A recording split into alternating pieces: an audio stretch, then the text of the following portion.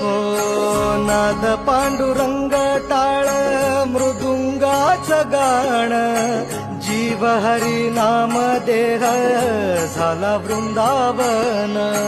सखा गण गोत तुरे तूच पंच प्राण, माऊलीची माया मन आभाळा समान. भेटी चालला रे लागला लागला, भेटी चालला रे लागला. विठ्ठला विठ्ठला. नमस्कार, आपणा सगळ्यांचं स्वागत आहे आज एका नवीन व्हिडिओमध्ये. आज आपण आलो आहोत पंढरपूर या ठिकाणी. संत गजानन महाराज संस्थान शेगाव यांची एक शाखा पंढरपूर या ठिकाणी कार्यरत असून अत्यंत माफक दरात उत्कृष्ट सोयी सुविधा राहण्यासाठी या ठिकाणी उपलब्ध होतात. येथे रूम ताब्यात घेतल्यानंतर सगळ्यात आधी आपण जाणार आहोत चंद्रभागेच्या वाळवंटामध्ये.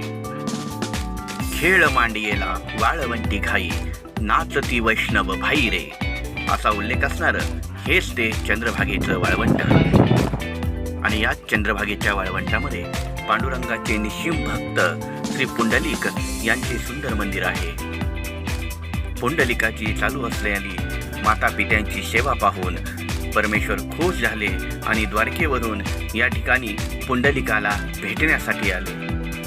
म्हणूनच म्हणतात, पुंडलिके काय केले परब्रह्म उभे ठाकले.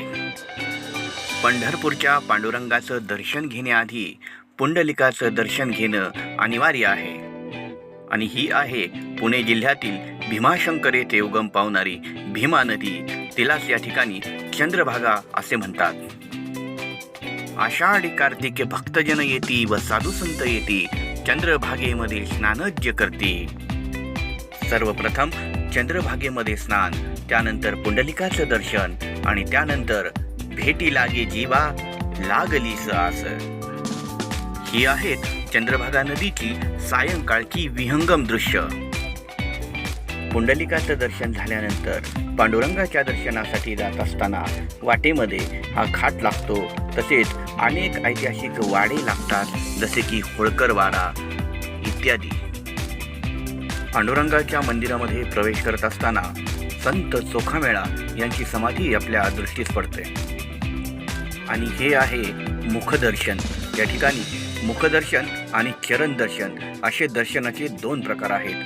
चरण दर्शनासाठी 84 या बिल्डिंगमधून खूप मोठी रांग भक्तांची नेहमीच आपल्याला पाहायला मिळते. या ठिकाणी दर्शनासाठी 4 तास कमीत कमी लागतात. या ठिकाणी येणारे वारकरी एकमेकांना माऊली म्हणून हाक मारतात आणि अखंड गजर चालू असतो हरिनामाचा.